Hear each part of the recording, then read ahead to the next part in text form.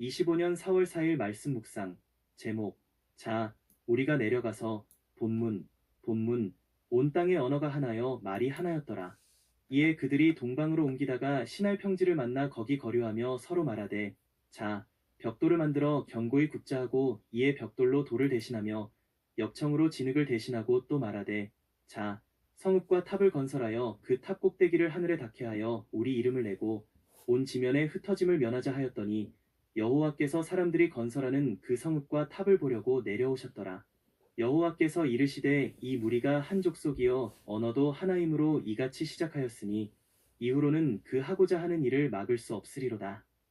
자, 우리가 내려가서 거기서 그들의 언어를 혼잡하게 하여 그들이 서로 알아듣지 못하게 하자 하시고, 여호와께서 거기서 그들을 온 지면에 흩으셨으므로 그들이 그 도시를 건설하기를 그쳤더라. 창세기 11장 1절에서 8절 말씀입니다. 오늘은 본문을 중심으로 어떤 일들이 벌어진 것이며 어떻게 하나님께서 대응하셨는지를 살펴보고자 합니다. 1절에서는 이 일이 온 땅, 온 세상이 무대였음을 밝히고 있습니다. 하나님께서는 사람을 지으시고 사람이 생육하고 번성하여 땅에 충만하라고 복을 선언하여 하나님을 경외하는 사람들이 온 세상에 흩어져 자연을 가꾸고 보살피며 살기를 원하셨습니다. 그러나 본문에서 사람들은 흩어짐을 면하게 하자고 말하며 하나님의 복을 거부하며 하나님을 향한 반역을 시도하고 있음을 보여주고 있습니다. 그리고 성읍과 탑을 쌓자는 표현은 가인이 자기를 보호하기 위해 성을 쌓았던 가인과 그의 후손들처럼 자신들을 보호하며 자신들의 삶의 영역을 확보하기 위함이라고 볼 수 있습니다. 하나님을 향한 이러한 도전에 하나님께서 직접 대응하기로 결정하셨습니다. 하나님께서 직접 내려오셔서 사람들이 쌓은 성과 탑을 보셨습니다. 하나님께서 보신 것은 사람들이 자신들의 이름을 내는 것입니다. 고대 근동에서는 사람이 살고 죽는 것보다는 명예를 얻는 것이냐, 수치를 얻는 것이냐가 더 중요한 사회였습니다. 사람들은 자신 스스로 명예를 얻고자 한 것입니다. 사람들은 성과 탑을 통해서 명예를 얻고자 했습니다. 그러나 성경은 명예는 하나님이 주셔야 얻을 수 있다고 분명하게 선언합니다.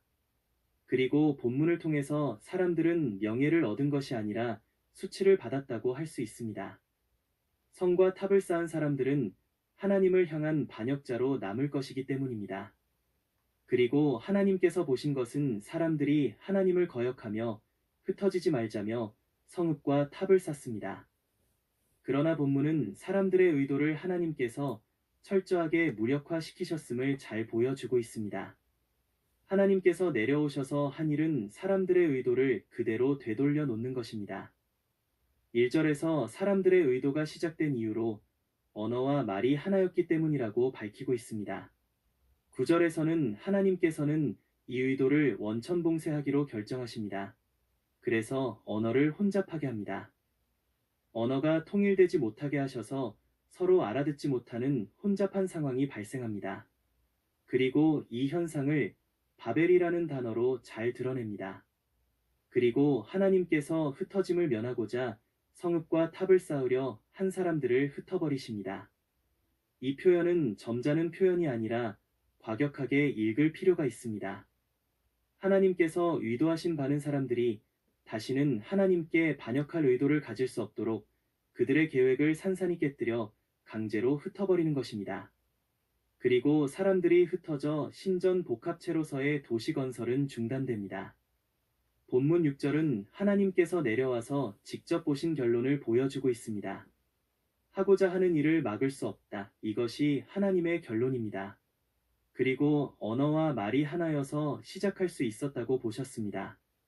같은 언어와 같은 말로 사람들은 한 마음을 가지고 한 행동임을 강조하고 있습니다.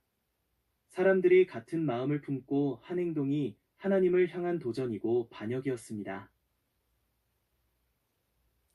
우리는 하나님과 같이 되기를 원했던 첫사람의 반역과 자신의 분노를 다스리지 못한 가인의 반역과 태어날 때부터 항상 생각하는 바가 악한 노아 시대 사람들의 반역을 성읍과 탑을 쌓아 하나님께 반역하는 사람들을 통해 다시금 보게 됩니다.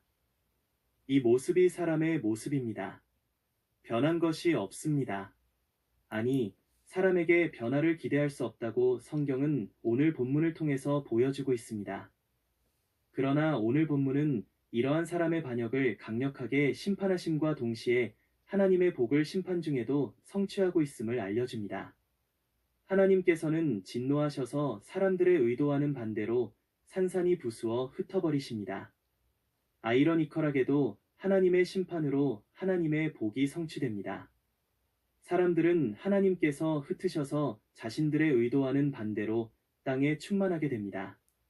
사람들이 주도하고 사람들이 역사를 만들어가는 것 같아 보이지만 세상 역사도 하나님의 약속대로 이루어지고 하나님의 약속을 성취하는 방향으로 나아갑니다.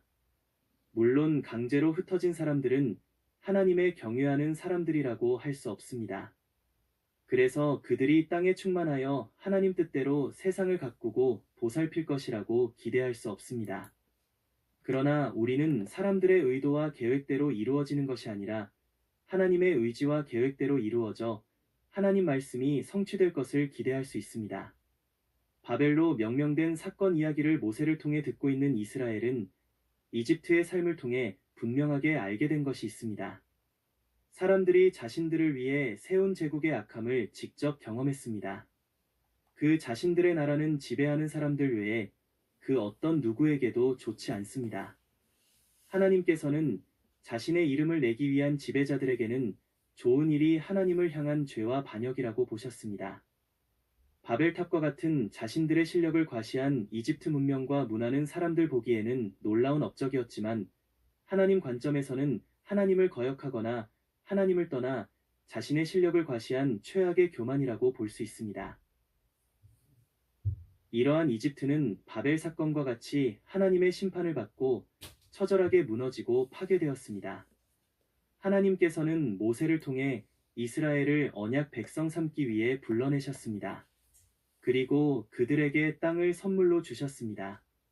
이스라엘이 선물로 받은 땅은 사람들이 살고 있는 땅입니다. 거기에 거주하는 가나안 사람들은 하늘을 찌르듯이 높게 쌓은 성읍들입니다. 그들은 자신들의 무기를 자랑하고 자신들이 가진 성을 자랑합니다. 이스라엘은 그들과 대항할 마땅한 무기도 없고 자신들을 보호할 성읍도 가지고 있지 않습니다. 그러나 바벨 이야기를 통해 그리고 이집트의 경험을 통해 이스라엘은 하나님을 거역한 사람들이 하나님의 심판에 무너진 것을 알고 있습니다. 하나님이 하십니다. 이스라엘은 자신들의 힘과 능력이 아니라 하나님께서 약속하신 것을 이루신다는 확신을 가지고 앞으로 나아갈 수 있었을 것입니다. 우리들은 바벨 사건까지의 창세기를 통해 확인할 수 있는 것들이 있습니다. 선하게 창조하신 세상이 인간의 하나님을 반역함으로 죄가 들어와 타락했고 또한 인간은 살인으로 땅을 오염시켰습니다. 그럼에도 하나님은 그 복을 전부 거둬들이시지 않고 사람들에게 죽음 전까지 오래 살 수 있도록 하셨지만 사람은 오래 살면서 세상에 죄를 넘치게 하여 하나님의 홍수 심판을 초래했습니다. 홍수 심판으로 경건한 자손을 남겼으나 사람의 죄악은 약화되지 않았고 다시금 세상에서 하나님을 거역하는 데 마음을 모았으며 그로 인한 심판으로 흩어졌습니다. 이것은 하나님은 선하시고 복을 주시는 분이신데 하나님께 반역하여 죄를 짓는 인간들에 의해 하나님이 선하게 만드신 것들이 지속적으로 좋지 않게 변하는 패턴입니다. 그러나 이러한 인간의 반역에도 하나님께서는 끝까지 은혜로우시고 자비하심을 거두지 않으셨습니다.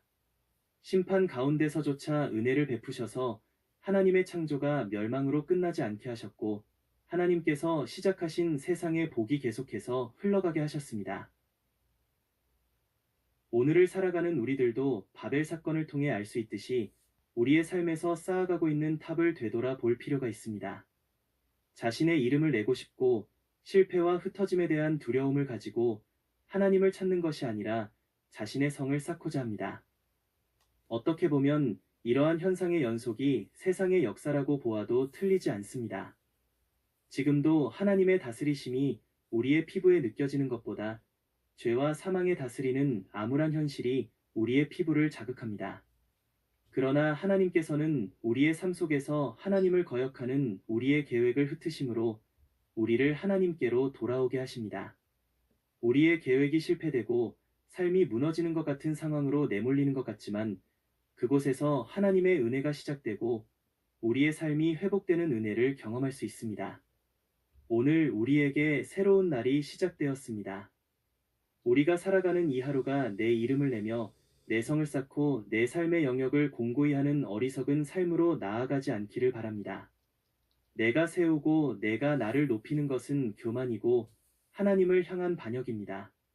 하나님께서 세우시고 하나님을 높이시는 삶이 복된 삶입니다. 내 이름이 아니라 하나님의 이름을 내는 삶은 하나님께서 주시는 명예를 수여받으며 하나님께서 우리에게 주신 복대로 하나님이 주신 땅을 내 삶 속에서 확장해가며 가꾸고 보살펴야 합니다. 내가 복이 되어 나를 통해 복이 세상으로 흘러넘쳐야 합니다. 우리가 의지할 것은 세상이 아니라 오늘 나를 붙잡고 계시는 하나님이십니다. 예수 그리스도 안에서 오늘도 우리를 붙잡으셔서 하나님께서 창조하신 세상이 다시 첫 창조의 모습으로 회복되기를 원하십니다. 이런 하나님의 마음을 가지고 예수 그리스도께서 우리에게 보내신 성령 하나님의 인도에 따라 살아가야 합니다. 그렇게 함으로 하나님의 선하고 인자하심을 세상 가운데 드러내며 살아가는 믿음의 삶이 될 수 있기를 예수 그리스도 이름으로 축복합니다. 더 깊은 묵상을 위한 질문들. 1. 오늘 내 삶 속에서 하나님 없이 쌓아가고 있는 탑과 나의 안전을 내가 보장하는 나의 성을 가지고 있지는 않습니까? 2. 오늘 하루 나의 계획을 돌아보며 그 계획의 성취가 누구의 이름을 높이는 것입니까? 3. 흩어짐과 무너짐 속에서 하나님의 은혜를 어떻게 발견할 수 있을까요? 묵상을 위한 기도. 하나님 아버지, 감사합니다. 제 마음속 깊은 곳에 숨겨진 교만을 보게 하여 주옵소서. 하나님의 이름이 아니라 내 이름을 높이며 제가 쌓고 있는 바벨탑이 있다면 무너뜨려 주시고 겸손함을 배워 하나님을 의지하는 삶이 되게 하여 주옵소서. 내 이름이 아닌 주님의 이름이 높임을 받기를 원합니다. 실패와 흩어짐 가운데서도 주님의 손길을 신뢰하게 하시고 심판 속에 숨겨진 주님의 은혜를 발견하게 하옵소서. 주님의 뜻이 제 삶을 통해 이루어지기를 예수 그리스도 이름으로 기도드립니다. 아멘.